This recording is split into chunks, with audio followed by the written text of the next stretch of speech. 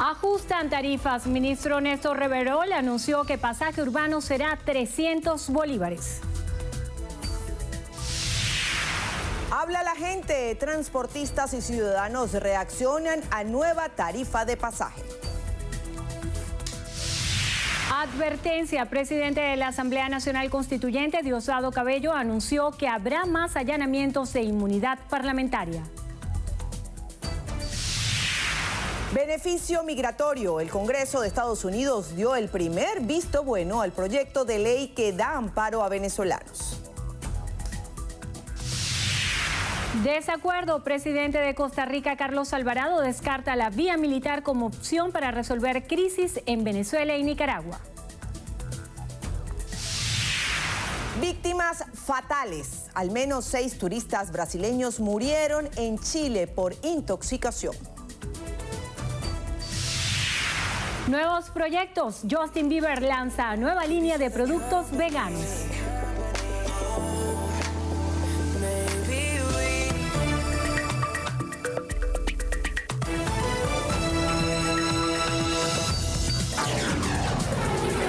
Noticiero Venevisión.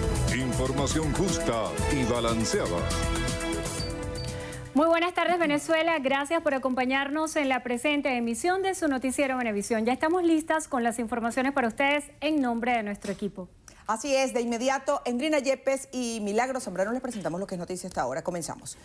El ministro de Interior, Justicia y Paz, Mayor General Néstor Reverol, informó que fue aprobada la tarifa del pasaje urbano a 300 bolívares. Reverol indicó que la decisión se tomó en una reunión con los transportistas. Señaló que el monto será publicado en Gaceta Oficial en las próximas horas.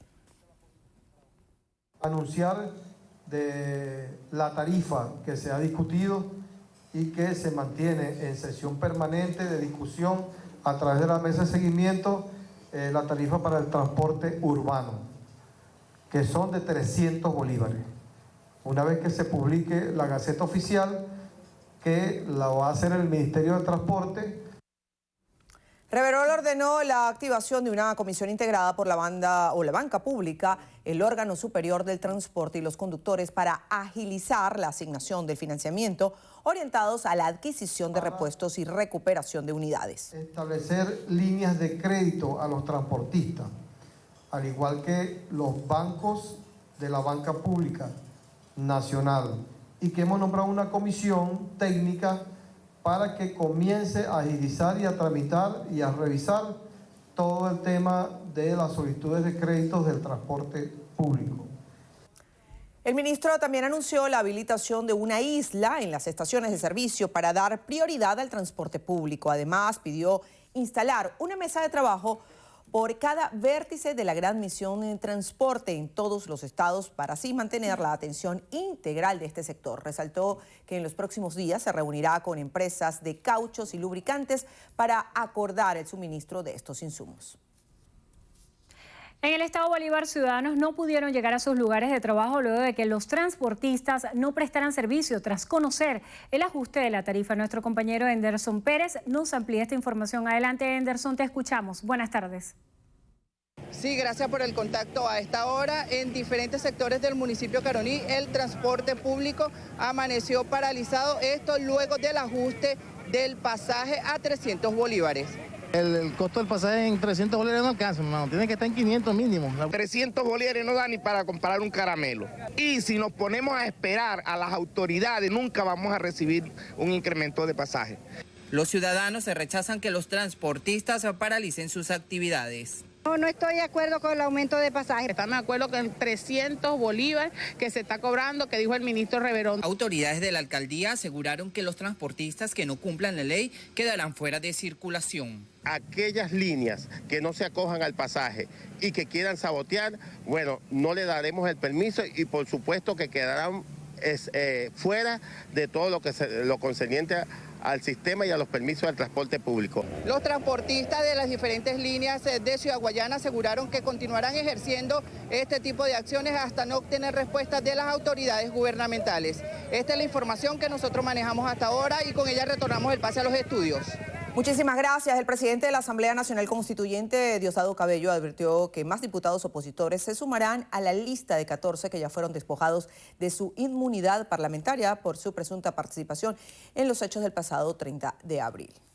Ayer me dijeron, ya entraron otros diputados más a esta lista de los que hay que allanarle la inmunidad parlamentaria. Aquí no va a haber impunidad. No puede haber impunidad. Como nosotros no matamos, no perseguimos, no desaparecemos a nadie, entonces tiene que funcionar la justicia. La justicia. Cabello desestimó las denuncias de la defensa del diputado Edgar Zambrano, que sostiene que desconoce su paradero. Que tenemos 15 días que no sabemos dónde está Edgar Zambrano. Sí saben, está preso y está bien preso y tiene orden de detención por un fiscal y sus abogados han estado allí. Y seguirá ahí, bueno, hasta que toda la investigación del golpe de Estado del 30 de abril quede aclarada. Donde él fue, allá a las 6 de la mañana más o menos, a las 5:30 se presentó en el distribuidor Altamira, fue inclusive de traje. Reiteró que líderes de la oposición se sientan a dialogar con representantes del gobierno de manera periódica, pero que no lo hacen público. El Comité Judicial de Estados Unidos autorizó un proyecto de ley que pretende otorgar un amparo migratorio conocido como estatus de protección temporal para los venezolanos que residen en territorio norteamericano. La propuesta legislativa fue presentada en enero por el congresista republicano Mario Díaz-Balart y el demócrata Darren Soto, ambos representantes de distritos de Florida. Ahora el proyecto se dirige al Pleno de la Cámara Baja para ser sometido a votación, puesto que obtuvo en la Cámara de Representantes 20 votos a favor y 9 en contra. De acuerdo con los legisladores, este beneficio migratorio permitiría trabajar y vivir legalmente en el país a miles de venezolanos, lo cual sería una demostración de que Estados Unidos apoya una transición democrática en Venezuela. La vicepresidenta de la República, Delcy Rodríguez, se reunió con los integrantes del Estado Mayor Eléctrico con el fin de evaluar la situación actual del sistema energético en todo el territorio nacional. En el encuentro realizado en el Salón Ezequiel Zamora de la Vicepresidencia de la República, tuvo como objetivo continuar con el seguimiento y control de las estrategias de las comisiones permanentes de trabajo del Estado Mayor para garantizar el funcionamiento del sistema eléctrico nacional. Dichas comisiones están conformadas por un equipo de mantenimiento, reestructuración, comunicaciones, seguridad, informática, tecnológica, riesgos y control, así como atención a servicios estratégicos. El presidente de Costa Rica, Carlos Alvarado, piensa que la vía militar no debe ser una opción para resolver la crisis política que atraviesa Venezuela y Nicaragua. Alvarado considera que la crisis en ambos países afecta a América Latina porque cada vez ambas naciones están más integradas y lo que pasa es en un país afecta muchos factores del otro. Esto afirmó que Costa Rica insistirá en optar por el diálogo y la ruta democrática antes que la vía militar, pues asegura que desistir de esa ruta y pensar que otra opción está abierta puede derivar en mayor violencia entre ambas naciones. El presidente costarricense señaló que la OEA ha tenido un papel importante ante la situación que enfrentan Venezuela y Nicaragua, pero aún no han logrado que los mecanismos establecidos permitan llegar a la ruta democrática. El ministro de Salud, Carlos Alvarado, aseguró que los problemas sanitarios que sufre Venezuela son responsabilidad del bloqueo comercial que Estados Unidos tiene sobre la nación. Durante una reunión en Ginebra con la Organización Panamericana de la Salud, la Asamblea Mundial de la Salud, el ministro venezolano precisó que el cerco comercial de Venezuela por parte de la administración estadounidense es el principal problema en la nación. Sostuvo que las sanciones iniciadas por Washington en 2014 provocaron que la mitad de las firmas farmacéuticas con presencia en Venezuela dejaran el país. El ministro indicó que a pesar de las sanciones por parte del país norteamericano, el gobierno nacional ha aumentado la cooperación sanitaria con países como Cuba, Rusia, China, Palestina, Irán y Turquía, así como con diferentes instancias internacionales. Subrayó que gracias al apoyo de estas instituciones y del Comité Internacional de la Cruz Roja, se han debatido las posibles compras de materia prima para producir medicamentos en Venezuela. El ministro español de Asuntos Exteriores, Josep Borrell, cree inevitable establecer contactos entre el gobierno y la oposición venezolana en el marco de la situación que enfrenta el país. Borrell apunta a que la mediación que lidera actualmente Noruega puede ser la solución, admitiendo además que los europeos han vuelto a reaccionar muy lento frente a la crisis venezolana. El canciller español entiende el escepticismo que recae sobre las posibilidades de éxito de lograr un desenlace, ya que los anteriores intentos han fracasado. El canciller de Colombia, Carlos Holmes Trujillo, indicó que pedirán a la comunidad internacional recursos económicos para atender a los migrantes venezolanos. A su juicio, el flujo de ciudadanos no disminuirá en los próximos años. Según Trujillo, aunque la instancia internacional ya anunció que este año destinará 315 millones de dólares para Colombia, en ese monto no se está tomando en cuenta la crisis migratoria venezolana. Para atender a esta población, Colombia requiere 1.526 millones de dólares. Colombia ha recibido por parte de la cooperación internacional desde enero de 2018 298.196.294 millones de dólares y 48.718.787 en 2019. Recordó que Naciones Unidas ha ayudado en otras oportunidades a Turquía, Líbano, Jordania, Irán y Egipto con la suma de 5,61 billones de dólares, por lo que exhortó al ente internacional a tomar en cuenta el alto flujo de migrantes venezolanos que han ingresado a la nación neogranadina.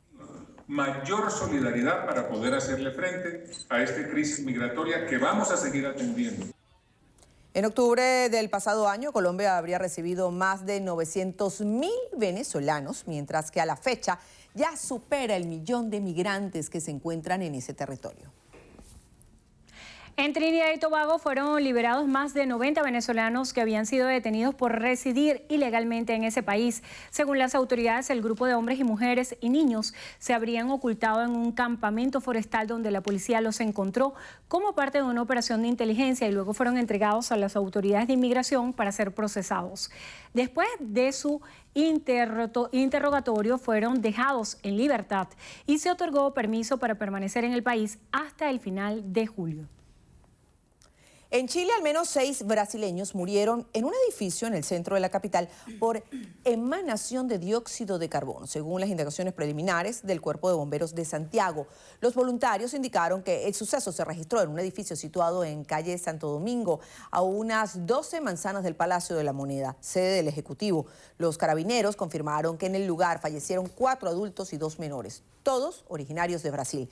En el lugar trabajaban bomberos, funcionarios de la policía uniformada y personal del Servicio de Atención Médica de Urgencias, quienes ordenaron la evacuación de todos los residentes por el peligro que corrían al permanecer en el interior del edificio. Los cuerpos de seguridad manifestaron que se continúa trabajando para establecer completamente el elemento que provocó la muerte de estas personas. Precisaron que al llegar al lugar se encontraron con una alta concentración de monóxido de carbono en el 6º piso, que no se descarta que esté relacionado con el tipo de calefacción que utiliza este tipo de departamentos. La reciente gira del presidente chino Xi Jinping por el sur del país ha dejado algunas claves de que busca reducir la dependencia de la tecnología estadounidense y sustituirla por la suya propia para contrarrestar los efectos de la guerra comercial con Estados Unidos. Los medios oficiales chinos han ido desvelando a cuentagotas el balance que dejan un total de 3 jornadas de gira de inspección del mandatario, protocolo que los líderes del régimen comunista suelen usar para anunciar nuevas políticas y decretar instrucciones. Aunque el presidente chino se ha referido en otras ocasiones a los retos que afronta el país, sus discursos llegan en pleno recrudecimiento de la guerra comercial con Estados Unidos, que recientemente incluyó a Huawei en una lista de compañías a las que se impide el acceso a la tecnología y el mercado estadounidense. Amigos, momento de hacer nuestra primera pausa. Al regreso. De la sala a la cocina. Crean robot doméstico para realizar múltiples tareas. Ay, los detalles en breve.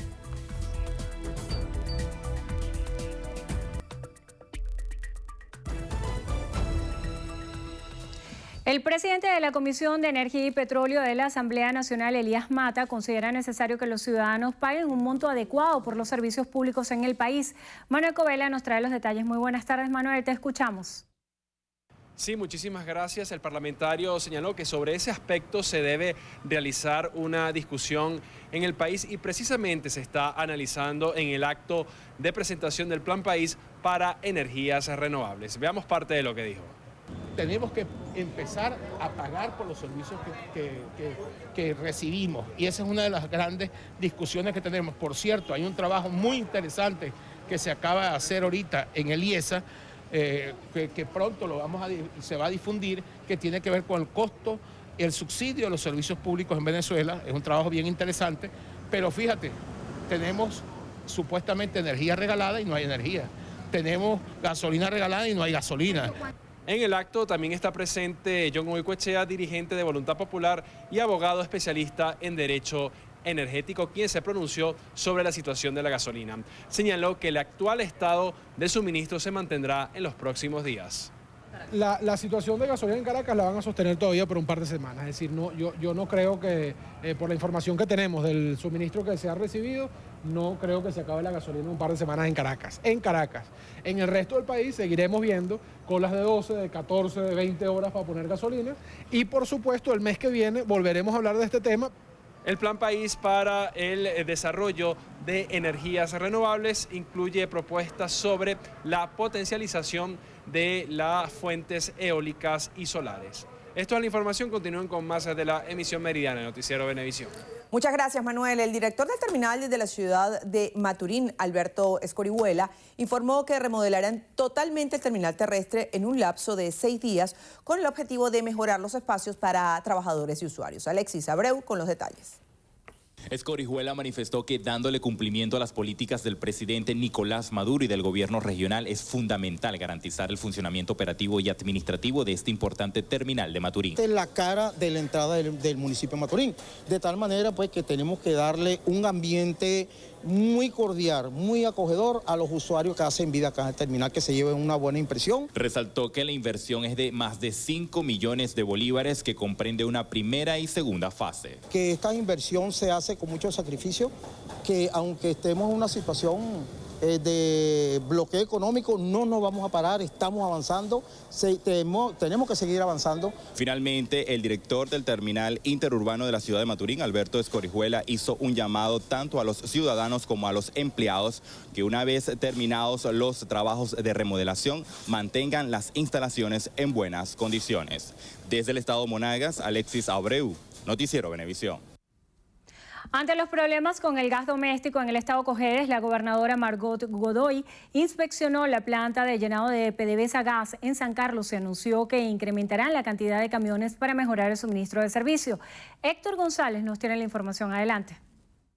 Informó la mandataria regional que pasarán de 4 a 8 camiones disponibles para buscar el gas en la fuente principal que alimenta la planta de llenado.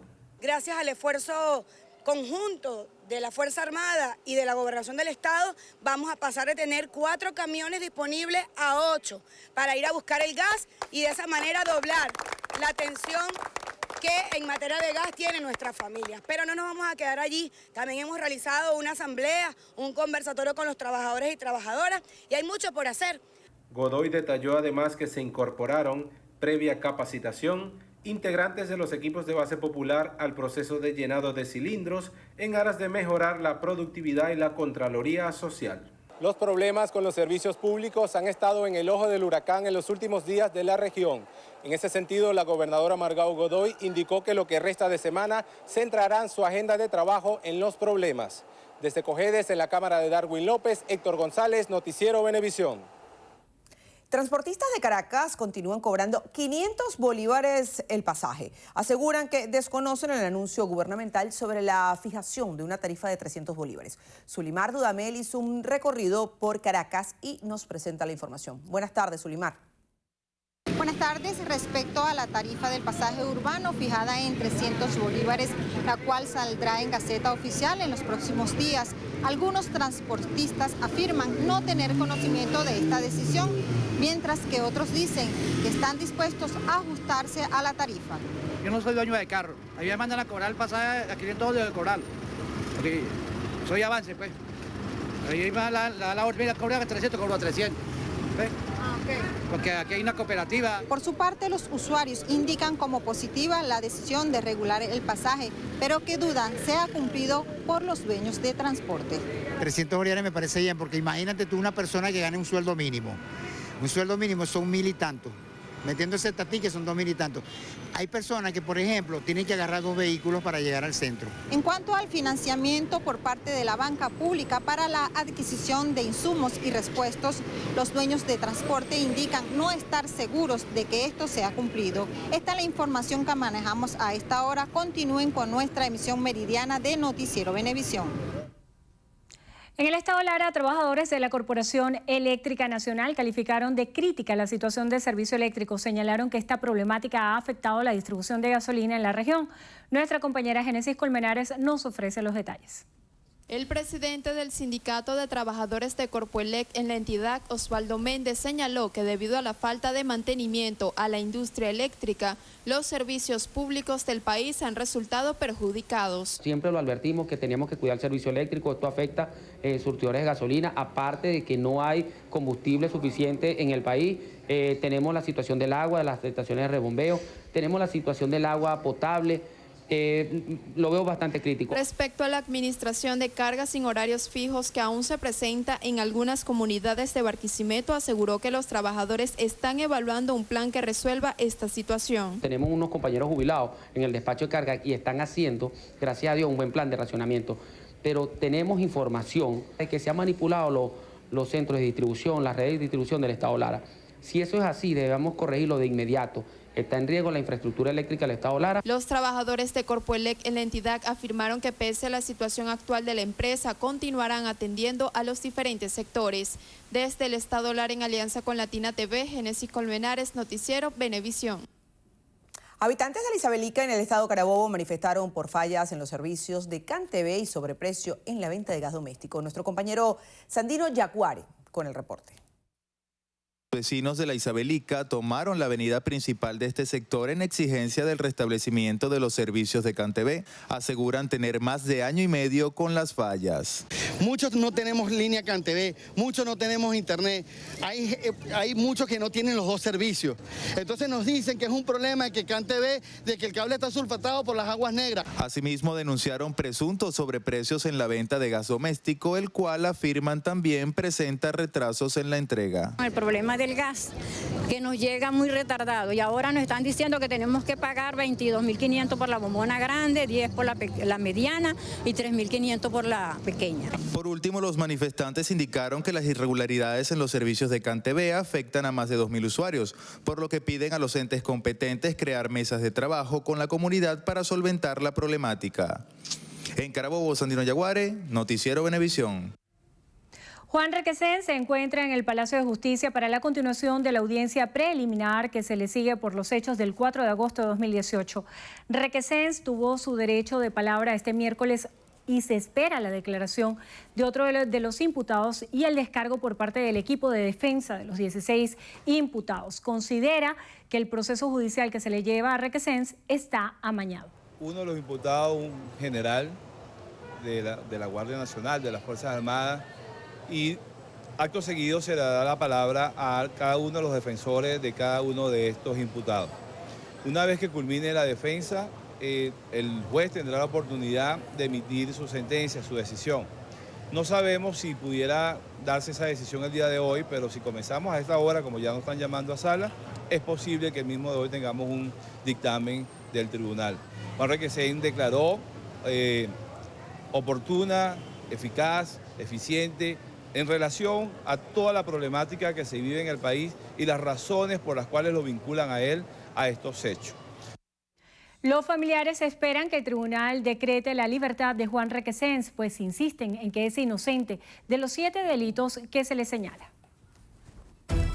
Amigos, hacemos una breve pausa. Al regreso, más información. Quédense allí que ya venimos.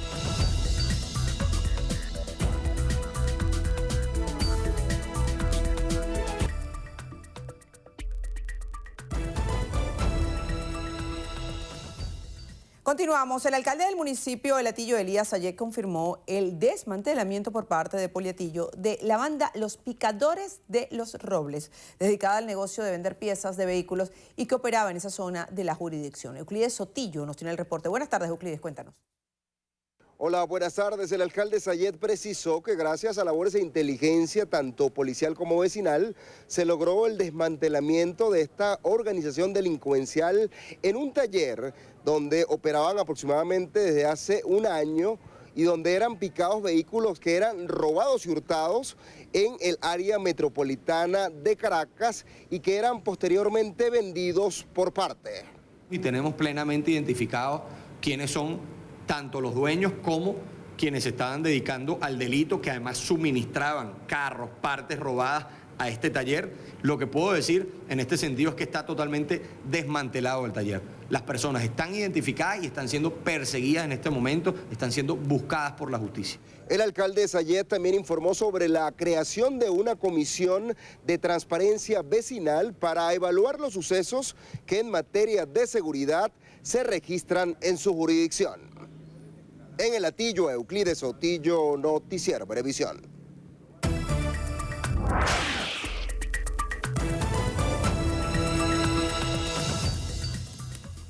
Iniciamos nuestro recorrido por lo que pasa en el mundo y lo hacemos en Irán. Es que el jefe del Estado Mayor de la Fuerza Armada, Mohammad Bagheri, aseguró que su ejército vigila los movimientos militares estadounidenses en el Golfo Pérsico y está preparando para dar una respuesta aplastante en caso necesario. El jefe del Estado Mayor manifestó que el ejército iraní vigila en todo momento las supuestas conspiraciones y aventuras de la administración de Estados Unidos. Bagheri instó a los iraníes a movilizarse con la Fuerza Armada y a estar alerta máxima para poder contrarrestar la amenaza de Estados Unidos. La tensión ha ido en aumento, aunque ambos países han dicho no buscar una guerra, pero la posibilidad de un conflicto ha hecho saltar las alarmas entre la comunidad internacional. John Walker Reed, el estadounidense detenido en Afganistán en 2011 luchando por los talibanes y vilipendiando como un traidor nacional, fue liberado antes de lo esperado de una prisión federal, mientras a algunos legisladores les preocupa si todavía representa un riesgo de seguridad. En Reino Unido, más de 40 millones de británicos están llamados a votar en las elecciones europeas con el fin de elegir a sus 73 eurodiputados en medio de un ambiente de apatía a causa de la incertidumbre después de retrasar la salida del Brexit por la falta de acuerdo hasta el próximo 31 de octubre. Los colegios ya abrieron sus puertas y los resultados se conocerán el lunes, una vez que hayan votado todos los países que conforman la Unión Europea. En Indonesia continúan los violentos disturbios tras la reelección del presidente Joko Widodo. Hasta el momento hay 7 personas fallecidas, 200 heridas y más de 250 han sido detenidas. La violencia en las calles llega tras más de un mes en que Prabowo Subianto, un ex militar, denunció fraude antes y después de las elecciones generales. En India, Rahul Gandhi, líder del principal partido de la oposición, el Congreso, la dinastía Nehru Gandhi, asumió su derrota en las elecciones generales frente al gobernante Partido Popular Indio del primer ministro Narendra Modi, que lidera el recuento de votos en la mayoría de las circunscripciones. El Congreso ha obtenido por ahora 7 escaños y lidera el recuento en otros 43, mientras que el BJP cuenta con 18 en su haber y aventaja a sus contrincantes en otros 287 de un total de 543 escaños. En Estados Unidos, el Departamento de Defensa anunció que construirá 6 campamentos temporales en las zonas fronterizas con México, de los Estados Unidos y Texas y Arizona para albergar a un total de 7.500 inmigrantes indocumentados. El Pentágono creará los campamentos en apoyo y petición del Departamento de Seguridad Nacional encargado de la seguridad fronteriza y de la inmigración en el país. La atención aumenta en el caso de Nicolás Casey, periodista de New York Times, que decidió abandonar Colombia tras publicar un artículo que causó polémica, pues habla del posible reavivamiento de los falsos positivos en el vecino país. Laura Sepúlveda de La Voz de América nos ofrece todos los detalles. Veamos.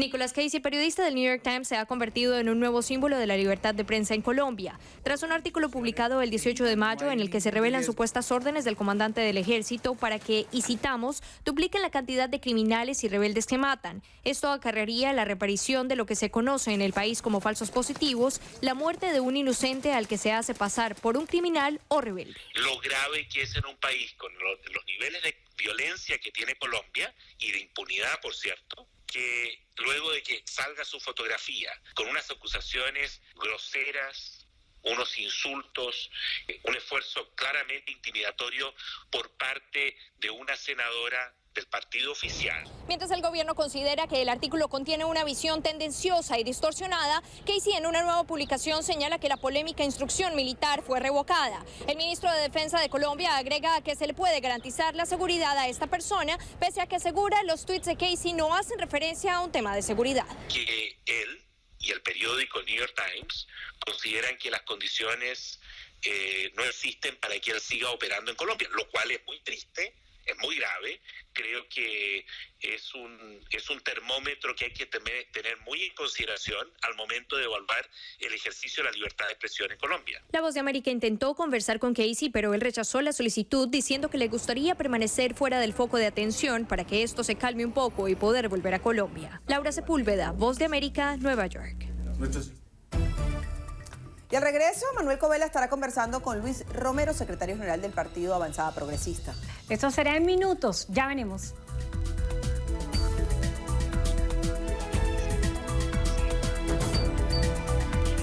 Entrevista Venevisión, líder en opinión, por tu canal independiente, Venevisión. Amigos, hoy nos acompaña en entrevista Venevisión Luis Romero, secretario general de Avanzada Progresista. Bienvenido. Gracias, Manuel. Buenos días. Señor Romero, se anuncia una fase exploratoria para estudiar las posibilidades de concretar un diálogo entre gobierno y oposición, esfuerzo que se está haciendo bajo la mediación de Noruega. La semana pasada se confirman contactos en Oslo entre representantes de Nicolás Maduro y representantes de Juan Guaidó. ¿Cuál es la posición al respecto de Avanzada Progresista? Bueno, fíjate, Manuel, la situación del país es de tal gravedad que cualquier esfuerzo que se construya en la dirección de lograr un acuerdo que permita a los sectores tanto del gobierno como de la oposición construir un escenario de negociación, nosotros lo apoyamos. Aun cuando no estamos allí de cuerpo presente, quiero decir, allí no va a estar hasta ahora, pues no ha sido solicitada nuestra presencia o de algún dirigente de Avanzada Progresista. Aún así, nosotros, en función de la responsabilidad que nos obliga con el país, apoyamos esta iniciativa y advertimos de la necesidad de que la oposición construya una estrategia unitaria para que no se repitan los errores de procesos de negociación anteriores. La gravedad del país ha llegado a tal punto que hoy se necesita de mucha serenidad, de mucha responsabilidad y de mucho pulso firme, de amplitud, de una gran convocatoria a todos los sectores de la oposición para que podamos impulsar un proceso de negociación que lleva al país a un éxito lo antes posible, porque el tiempo político, el tiempo de los políticos no es el mismo tiempo de la gente, Manuel. La gente está pasando trabajo en las calles, la gente se está muriendo de mengua, la crisis alimentaria es brutal y el país observa expectante un proceso de negociación como el que está anunciado, pero el deber de los políticos es impulsarlo, no sabotearlo. Es importante que los sectores extremistas de la oposición comprendan que un proceso de negociación no es un proceso lineal, que puede haber retrocesos, que puede haber pausas, que puede haber situaciones que retrasen la posibilidad de presentar resultados concretos, pero tenemos que tener paciencia en función del interés nacional. Acaba usted de mencionar errores en los anteriores esfuerzos para un diálogo. ¿Cuáles fueron a su juicio esos inconvenientes que no permitieron que esos anteriores procesos finalizaran en buen puerto? Bueno, me voy a referir estrictamente a lo que ocurrió en República Dominicana. Nosotros allí identificamos dos errores, uno del gobierno y uno de la oposición. Por parte del gobierno hubo una evidente falta de voluntad política para respetar lo allí acordado. Y por parte de la oposición hubo un gravísimo error, que es que no había una estrategia previamente acordada. Entonces, los 4 partidos que concurrieron al proceso de negociación de República Dominicana fueron con 4 estrategias diferentes.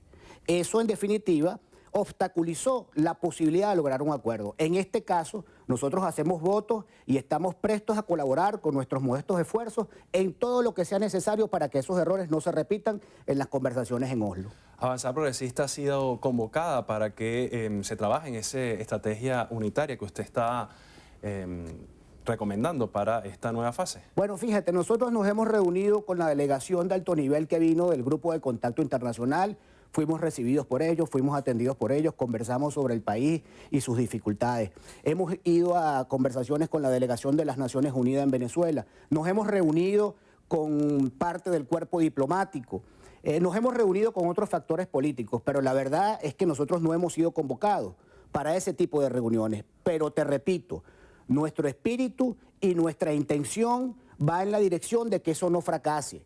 Cuentan con nuestro apoyo, le damos un voto de confianza, hubiésemos querido participar, es obvio, no podemos, digamos, construir una mentira sobre la base de que no, nosotros no queremos estar allí. Creo que estamos convencidos que tenemos mucho que aportar, no obstante, comprendemos que la situación del país requiere flexibilidad y requiere desprendimiento, y en esa dirección Avanzada Progresista siempre estará en disposición de colaborar cuando sea requerida nuestra contribución.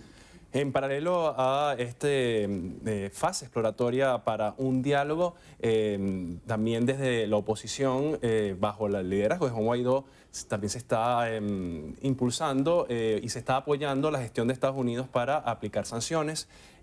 También ha habido reuniones con el Departamento de Estado de Estados Unidos.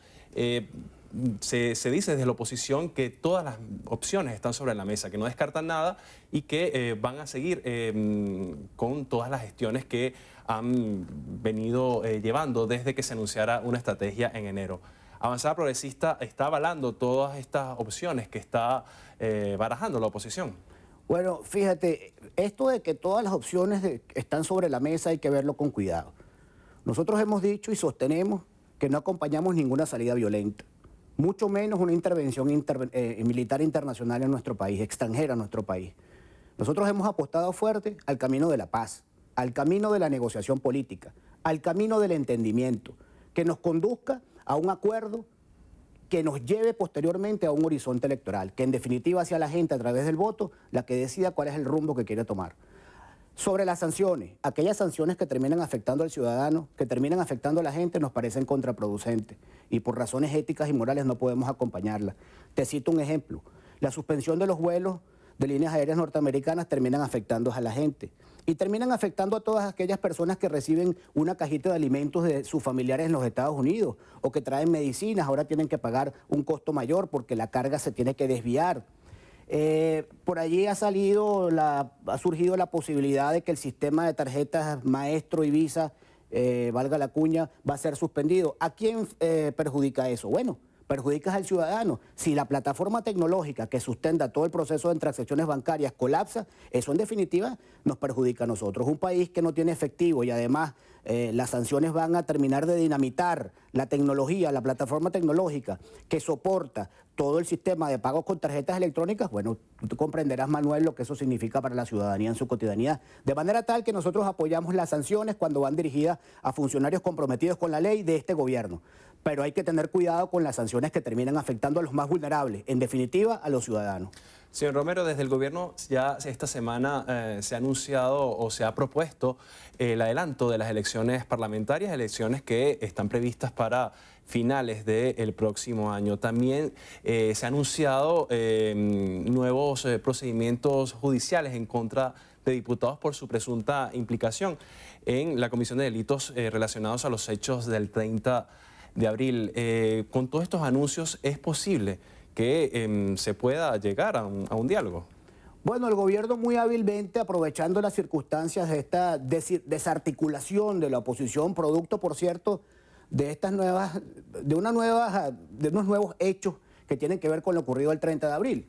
Y quiero detenerme aquí un momento. Cada vez que la oposición o una parte del liderazgo opositor toma el camino de la parada, del lance, de la improvisación, cada vez que una parte importante de la oposición cede a la tentación de la aventura, nuevamente queda desarticulada. Veníamos en un proceso de acumulación de fuerzas, la gente estaba participando en las calles y después de los sucesos del 30 de abril hemos presenciado cómo ha habido una disminución notable de la participación de los ciudadanos, porque la gente no es tonta, la gente no quiere ser utilizada en su buena fe en su disposición a construir un país mejor. El gobierno, aprovechando este reflujo, esta desarticulación de la oposición, pone sobre la mesa el tema de las elecciones. Pero todos sabemos que el problema no es la Asamblea Nacional. Aquí la gente quiere ir a votar, pero quiere ir a votar en unas presidenciales, quiere ir a votar con un CNE neutral, quiere ir a votar con la observación internacional que garantice que la voluntad del pueblo expresada en los votos se va a respetar. Ahora, entendemos que esto es un proceso de negociación, que es una primera carta que pone el gobierno sobre la mesa.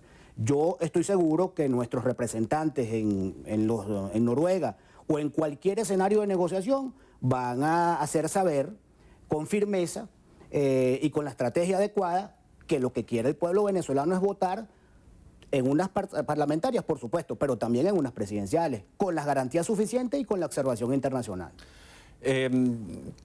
Avanzada Progresista participó en las elecciones presidenciales del pasado 20 de mayo de 2018. Participó junto a COPEI y junto al MAS. Participaron porque consideraron que había las condiciones suficientes, luego cuestionaron los resultados de esa elección.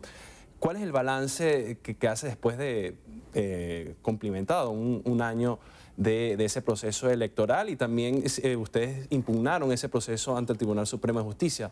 ¿Tiene constancia de que se vaya a ver un pronunciamiento del máximo tribunal en torno a esto? ¿Cuál es la posición de Avanzada Progresista después de un año de ese proceso electoral? Bueno, Manuel, tú sabes que el Poder Judicial en Venezuela responde a las directrices del Poder Ejecutivo.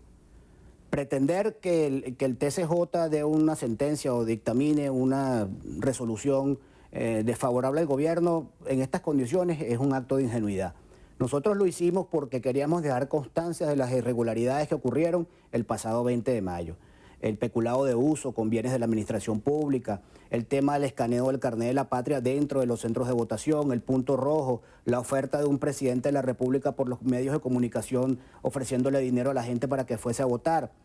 Nosotros sabíamos, o presumíamos en todo caso, que no iba a haber una respuesta satisfactoria del TCJ, pero dejamos constancia, y esto quedó para la historia, de todas las irregularidades que se cometieron el 20 de mayo. Esa denuncia es el principal elemento sobre el cual se monta la argumentación incluso internacional, planetaria, de la ilegitimidad de origen del presidente Maduro. Es decir, ese es un proceso severamente cuestionado en los organismos judiciales de Venezuela, y esos argumentos sirvieron para poder, digamos, construir la noción según la cual, o la razón según la cual hay que repetir el proceso electoral en nuestro país.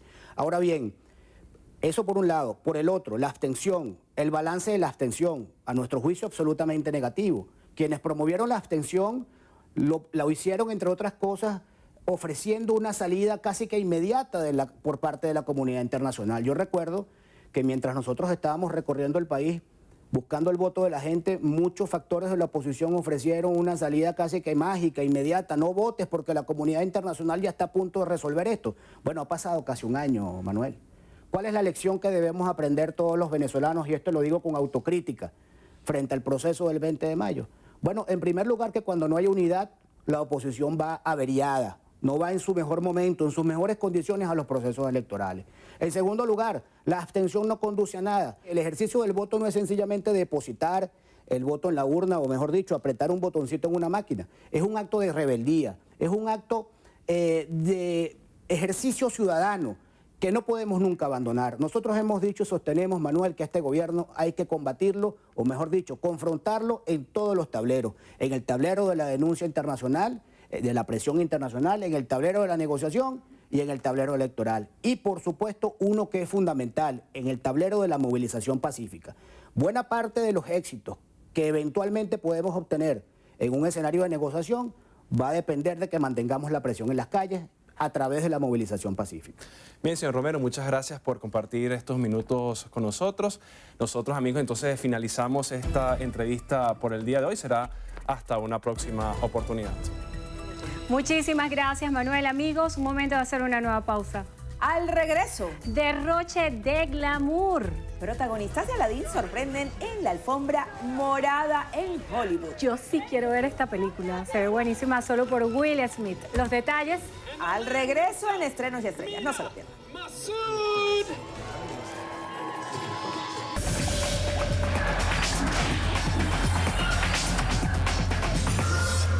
Hola amigos, comenzamos los deportes con béisbol de Grandes Ligas porque Gleyber Torres tiene de víctima favorita a los Orioles de Baltimore.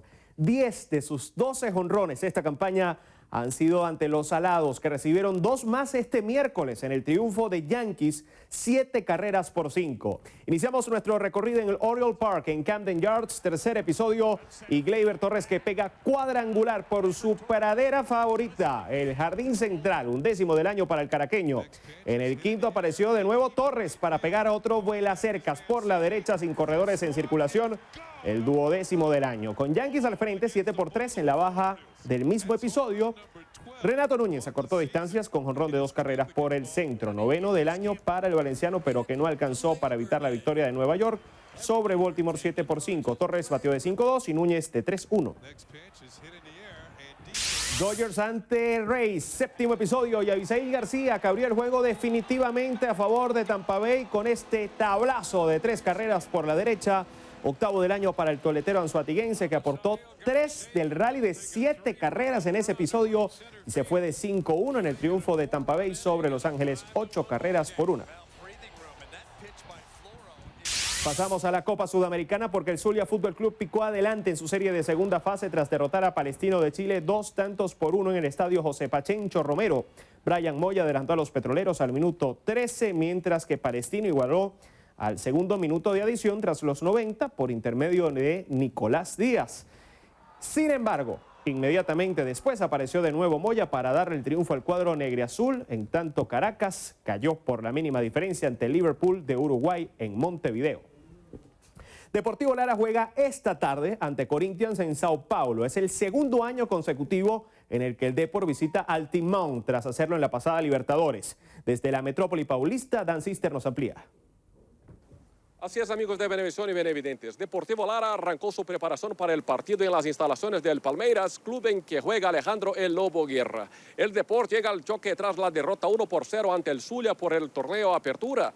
Pero todo lleva a creer que el técnico Leonardo González deberá mantener la misma alineación en la que sobresalen los atacantes Lorenzo Frutos y Gonzalo Di Renzo, el creativo César Maestrico González y el zaguero paraguayo Marcos Miers. Lastimosamente nos está faltando la puntada final, pero estamos entrenando para tratar de llegar al 100% y tratar de aprovechar eso. El año pasado por la Copa Libertadores, los brasileños vencieron 2-0 aquí en Sao Paulo y 7-2 en territorio venezolano. Sufrimos una derrota muy dura para nosotros, entonces estamos tratando de, con las enseñanzas que nos dejó la Copa Libertadores pasada con este rival, tratar de alguna manera de hacer un partido ida y vuelta bien correcto. Bueno, no me sorprende que el Depor haya elegido las instalaciones del Palmeiras para trabajar. Este es simplemente el mayor rival del Corinthians aquí en la ciudad más grande de Brasil. Desde Sao Paulo, Dan Sister, Noticiero Venevisión. Gracias, Dan. En tanto, el Comité Olímpico Venezolano informó que ya inició el proceso de elección del atleta abanderado por la delegación nacional para los Juegos Panamericanos de Lima, que se disputarán desde el 26 de julio. Daniel Ders, Elvismar Rodríguez, Génesis Rodríguez, Jefferson Milano, Joan Guzmán, Luigis Pérez, Diego Vera, Rosani Álvarez, Francisco Bellorín, Julio Mayora, Giovanni Martínez y Virginia Delán son los candidatos por los cuales ya se puede votar en las plataformas digitales del COB. Amigos, hasta aquí los deportes en su noticiero Venevisión. Un fuerte abrazo para todos.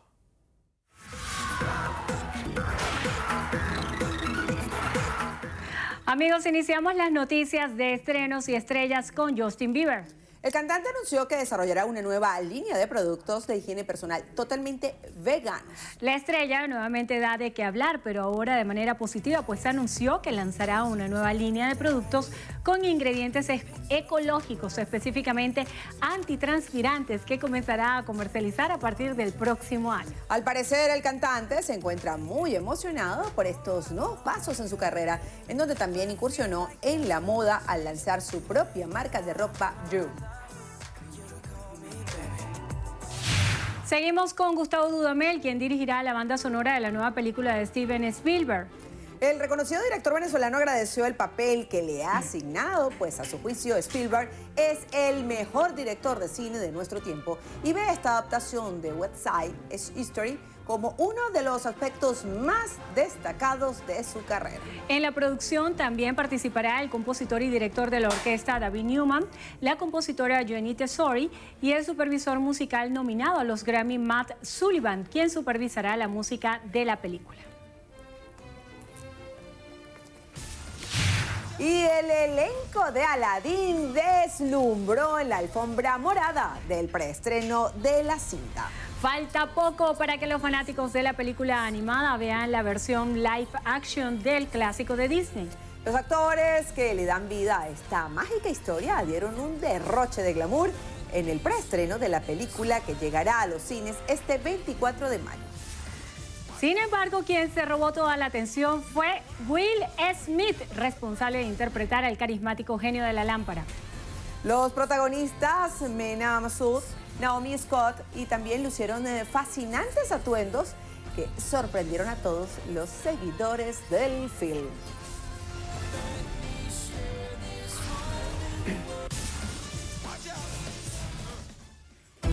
Muy pendientes con este estreno entonces. Amigos, hasta aquí la presente emisión de su Noticiero Venevisión. Recuerden, Noticiero Venevisión Canal 4 reporta. Ustedes deciden. Buenas tardes para todos.